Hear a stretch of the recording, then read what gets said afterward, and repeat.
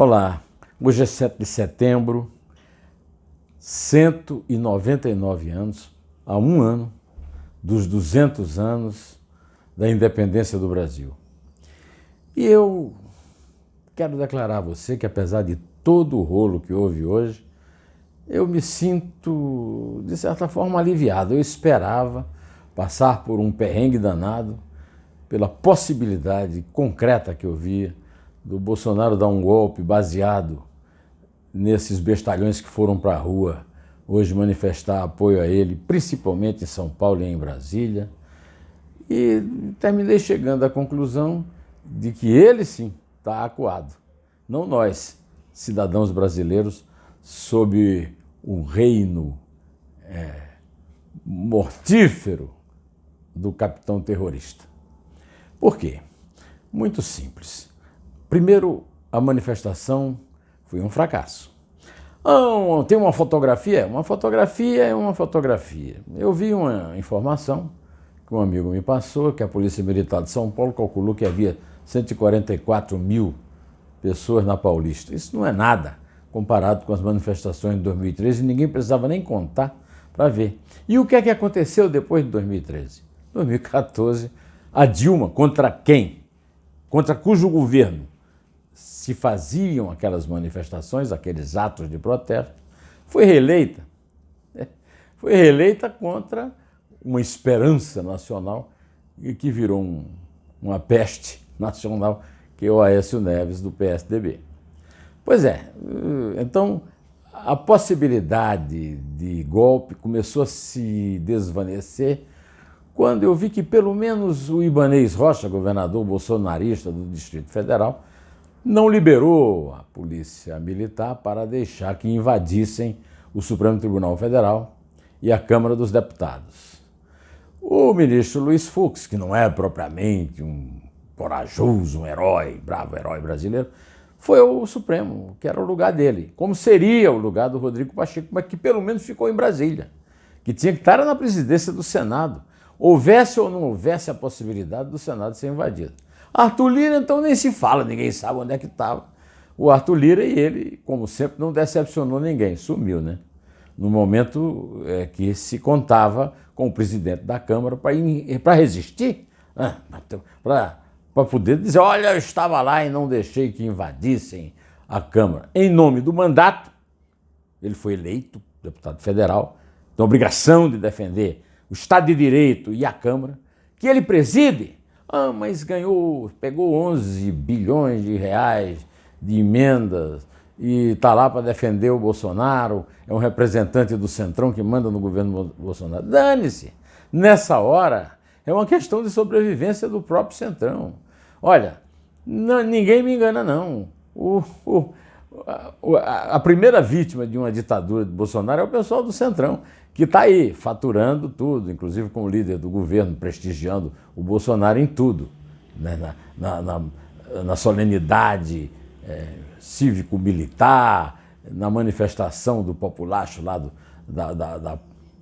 da frente do Jardim do Alvorada transferido para a Esplanada, etc. Pois é, eu confesso que posso estar muito enganado, peço desculpas se estiver, mas depois de agradecer a você pela força, pelo prestígio que tem me dado aqui nesses vídeos, eu venho lhe dizer que eu afirmei mais uma crença de ter descoberto num texto de um professor chamado Carlos Góes, publicado no Globo, de que o Bolsonaro agora já sabe que vai perder a eleição. Vai tentar repetir o Capitólio do Trump. O exemplo não é... Bom, a inteligência não é o forte do Bolsonaro, mas o exemplo não é menos do que burro, né? É melhor não agredir os asnos, né? O Bolsonaro está abaixo deles em matéria de inteligência. De qualquer maneira, seria uma estupidez sem fim, né? Tentar repetir o que não deu certo no Capitólio. Ninguém repete fracasso, só repete sucesso, né? De qualquer maneira, a verdade verdadeira é que o que o Bolsonaro mostrou depois de ter passado 60 dias, 2 meses, preparando essa manifestação como uma espécie de tentativa de sair do canto do ringue, ali onde ele está encostado nas cordas, quase beijando a lona, é investir todo o capital político, toda a retórica nesse grupo de apoiadores incondicionais que topam qualquer parada por ele para resolver dois problemas. Primeiro é o seguinte: há uma tradição no Brasil que presidente que passa por impeachment não é punido. O Collor está aí, apoiando-o, né? A Dilma não está militando politicamente, até porque perdeu a eleição em Minas, mas o Supremo Tribunal Federal deu chance até dela concorrer, né? Então a tradição histórica de covardia das nossas instituições mostram que os presidentes que saem do poder por impeachment não se dão tão mal na vida, né? E não é o caso dele. Ele tem aposentadoria de capitão do Exército, aposentadoria de deputado federal e aposentadoria de presidente da República. Quem disse que vai perder? Eu duvido. Quanto ao investimento de retórica que ele está fazendo para manter esse público, que para mim é surpreendente. Ver esse público apoiando a aventura fascistoide do Bolsonaro chega a ser surpreendente. Eu nunca tive grandes expectativas em relação ao povo brasileiro, a nossa pátria amada, mas é surpreendente. Então, isso aí dá para eleger os 3 filhos, que é o que ele quer. Para quê? Para manter o foro privilegiado, para evitar, usando prestígio com os juízes dos altos tribunais, que eles venham a pagar pelos crimes que estão aparecendo de forma muito clara, inclusive em relação a ele, tanto nas investigações da Comissão Parlamentar de Inquérito da Covid no Senado, quanto no processo do peculato, da extorsão dos funcionários dos gabinetes de Jair Bolsonaro na Câmara dos Deputados, de Flávio Bolsonaro na Assembleia Legislativa do Estado do Rio de Janeiro e de Carlos Bolsonaro na Câmara Municipal do Rio de Janeiro. Agora já entrou na lista até o Jair Renan e a mãe dele, a segunda ex-mulher do Bolsonaro, a senhora Ana Cristina Vale. Pois é, então o que o Carlos Góes diz é muito simples de entender e eu lamento que não tenha pensado antes dele. De qualquer maneira, não estou roubando o pensamento dele, estou citando aqui, né? O que é que houve? O Bolsonaro está concentrando o discurso dele nas bravatas, nas mentiras, nos fake news, para manter esse eleitorado entusiasticamente sustentando a sobrevivência política deles. Porque ele diz que é contra os políticos, a política velha, a política tradicional. Mentira!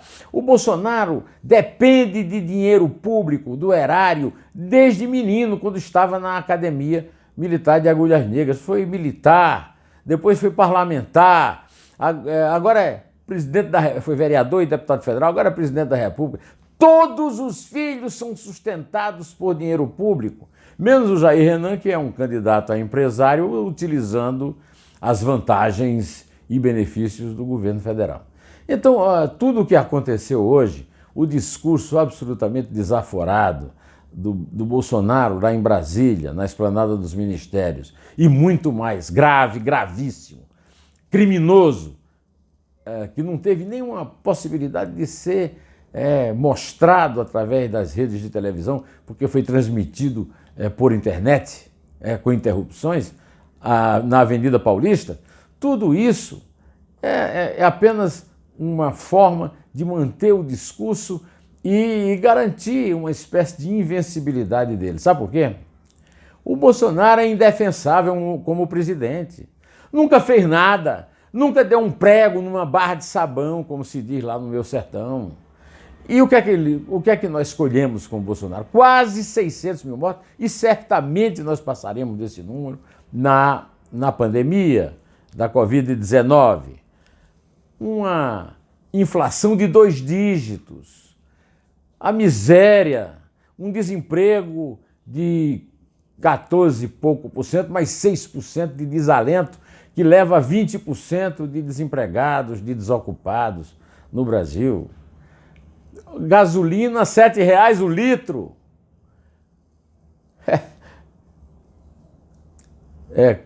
Gás de cozinha a R$ 100,00 o botijão. Inflação, desemprego, fome, gente na rua pedindo esmola. A popularidade dele diante disso tudo está derretendo e ele está acuado por quê? Porque está respondendo a 4 inquéritos no Supremo Tribunal Federal e 1 no Tribunal Superior Eleitoral. E daí os ataques a Alexandre de Moraes e a Luiz Roberto Barroso, presidente do Tribunal Superior Eleitoral. Além disso, ele conta e tem contado com muito sucesso com a covardia. Eu já falei da ausência de Arthur Lira e do Pacheco no combate pela defesa do Supremo, na ausência dos ministros do Supremo que, mesmo unidos, deixaram o Fux segurar sozinho a barra lá. E, sobretudo, na defesa permanente de que o impeachment do Bolsonaro é uma improbabilidade, porque, olha, não há clima para isso. Depois do dia de hoje ainda vai ter gente que defende isso. Olha, o Dória, que é o maior inimigo dele no PSDB, está aderindo hoje à possibilidade do impeachment. Assim mesmo o PSDB está dividido porque o Aécio Neves envergonha a memória do avô dele, Tancredo Neves, porque é bolsonarista. Ora, pelo amor de Deus. Então, eu estou à espera de que alguém com o mínimo de juízo e vergonha na cara resolva cobrar do Bolsonaro os crimes que ele está cometendo, e não são poucos, no discurso absurdo, surrealista da Paulista, por exemplo, ele cometeu vários. Olha, eu até pensei que podia ter encontrado um paralelo histórico e fui ler o discurso das reformas de base do vice-presidente que depois assumiu a presidência, João Goulart, na sexta-feira, 13 de março de 1964, e que resultou no golpe militar de 64, de 31 de março. Né? Pois é, mas não há possibilidade de ter uma mínima semelhança formal do ponto de vista legal ou do ponto de vista da linguagem. O Bolsonaro não chegou a fazer um discurso, ele fez um monte de desaforos interrompidos pelas quedas das redes sociais. Então eu não espero nada, mas eu não espero nada, não é do Bolsonaro, que o Bolsonaro não tem nada a dar mesmo, a não ser reclamar porque o braço direito do Donald Trump veio visitar participar de uma organização, de uma reunião de uma organização de direita organizada e liderada pelo filho dele, Eduardo, e foi convidado no aeroporto a responder à Polícia Federal por sua participação nessa história de patrocínio e organização desses atos fascistoides antidemocráticos. Ele e um empresário que é amigo dos Bolsonaro, chamado Gerald Brand. Bom, o Bolsonaro, além disso, ainda passou o dia hoje sem perder a oportunidade de citar o Mourão, que ele trata como se fosse um cachorro sarnento. Quer dizer, vejam a situação de desespero a que chegou o Bolsonaro. Eu estou aliviado, porque o que é que eu espero? Um longo processo qualquer, gente debatendo de um lado, escrevendo artigo, fazendo manifestos, mas nenhum dado concreto para uma realidade. O Bolsonaro já está merecendo ser o primeiro presidente da República do Brasil que, afastado por impeachment, foi preso. É claro que ele precisa ser preso. E ele disse que a única coisa que ele não vai ser, ele pode morrer, ou pode ficar no poder, e pode até ser reeleito. Bom, crimes que impeçam que ele se candidate já são muitos. De qualquer maneira, o que ele tinha que ser hoje era preso, depois de tudo que ele aprontou, depois de toda a paz que ele tirou das famílias brasileiras, depois dessa relação que eu fiz da obra do governo dele, por fim, um dia em que ele realiza toda essa obra para reunir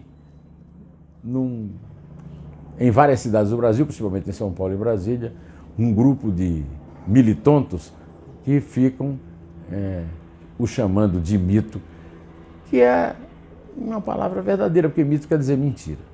Mas eu não quero mais perturbá-lo, tomando o seu tempo. Vou encerrando por aqui. Direto ao assunto. Em té. E só a verdade, nunca a mentira, nem a bravata, é que salvará as nossas vidas.